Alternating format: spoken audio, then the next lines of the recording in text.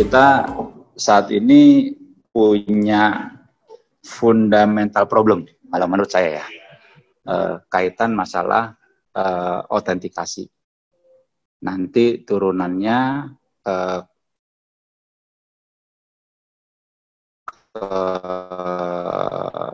integrity dari transaksi ke non-repudiation. Dan saya mau coba mengangkat beberapa isu yang jadi saat ini semua orang berlomba-lomba menciptakan sesuatu yang disruptif gitu ya, karena pilihannya mendisrupt atau terdisrupt, hanya dua itu. Nah, dan di satu titik semua hal yang disruptif itu akan menjadi hal yang normal-normal saja sekarang, seperti transportasi online, e-commerce sudah tidak lagi disruptif, hanya ya jadi normal yang baru. Dan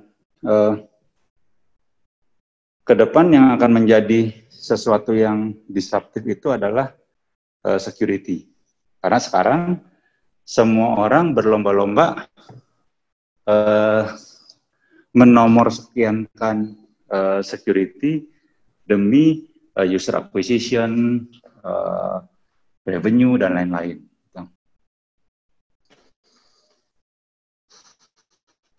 Nah, ini beberapa isu yang menurut saya fundamental terkait tadi ya, online authentication sama transaction. Jadi mungkin kalau dianalogikan tingkat keamanan password maksimum kalau 1 sampai 10 ya, 1 paling rendah, mungkin password itu dengan threat level yang ada sekarang hanya 3 kali skornya.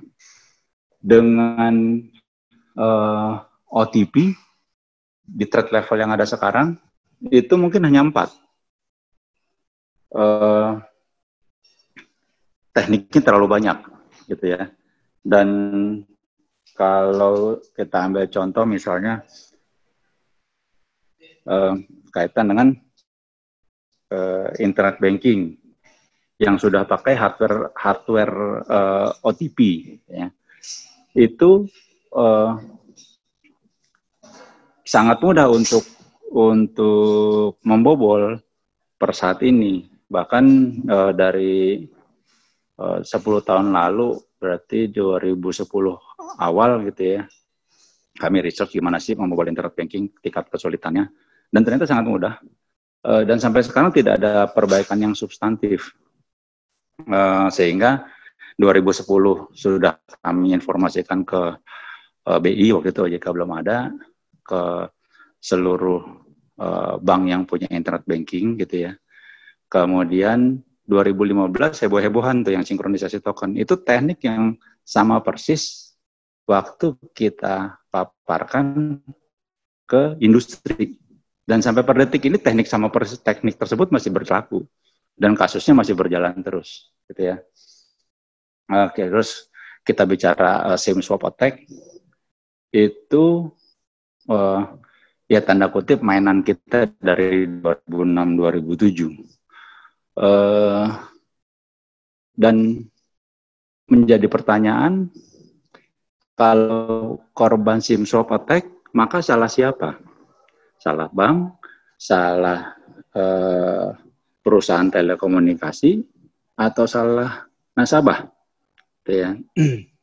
Itu diskusi panjang yang semua saling melempar tanggung jawab, dan yang akhirnya yang dirugikan nasabah, karena nasabah ada di posisi yang paling lemah, dan yang diuntungkan hanya penjahat. Jadi itu kondisi saat ini. Dan kita tahu lah sebagai praktisi IT,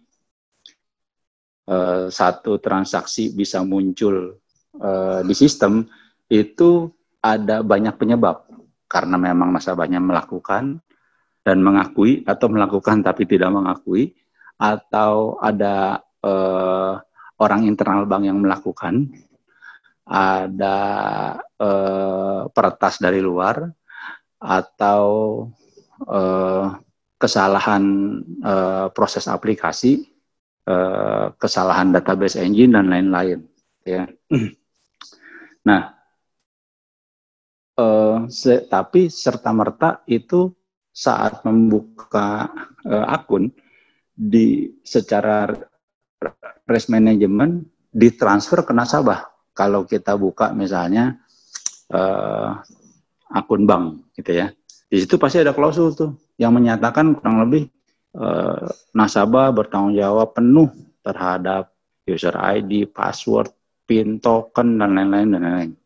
Ya mungkin kalau diterjemahkan ke bahasa awamnya jadinya kita sebagai nasabah mengakui seluruh transaksi yang akan terjadi pelakunya adalah kita. Sehingga apakah bank akan mengganti atau tidak tergantung dari itikat baik bank. Tapi secara hukum nasabah tidak punya proteksi sama sekali. Berbeda dengan waktu saya kecil dulu ya, punya Tabanas fisik, ya saya nabung Rp5, ya itu dijamin Rp5, bank tidak bisa menghindar.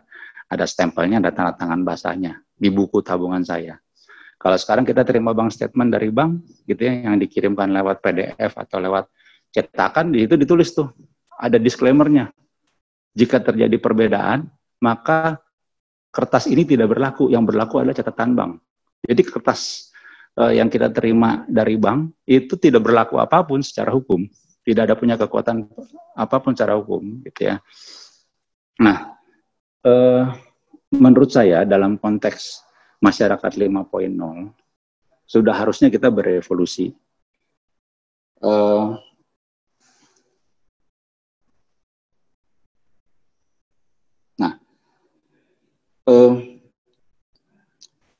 Revolusi harus ketemu revolusi.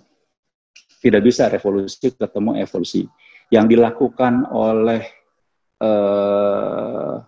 nyaris semua pihak dalam konteks online authentication, gitu ya, online transaction dari sudut pandang keamanan itu evolusi.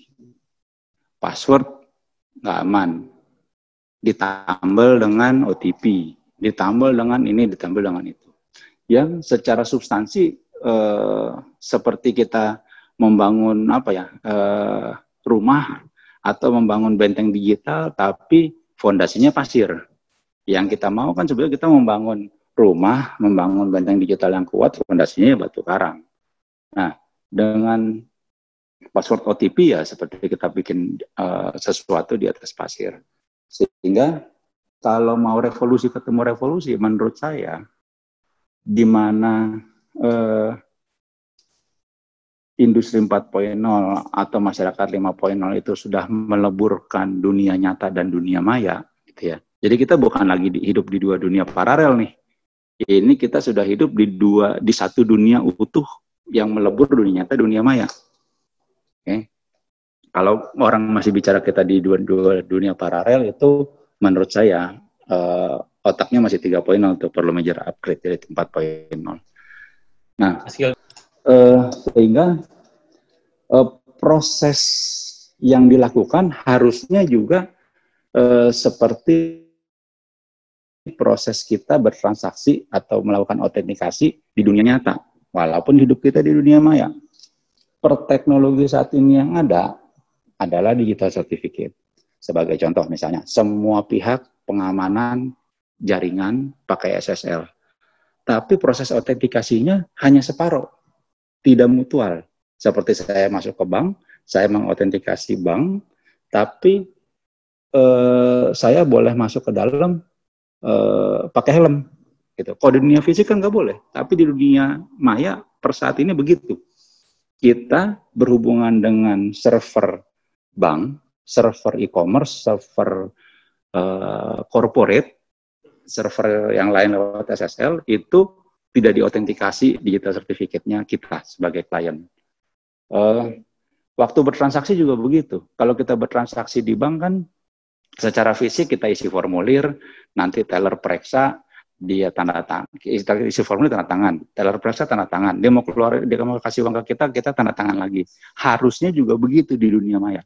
Dan itu hanya bisa dilakukan kalau kita sudah sama-sama menggunakan digital certificate. Dan kehidupan kita secara bisnis proses dari sisi user, transaksi menjadi jauh lebih simpel dibanding dengan saat ini yang tambah sulam menggunakan OTP ya masifnya sekarang berpindah ke SMS OTP.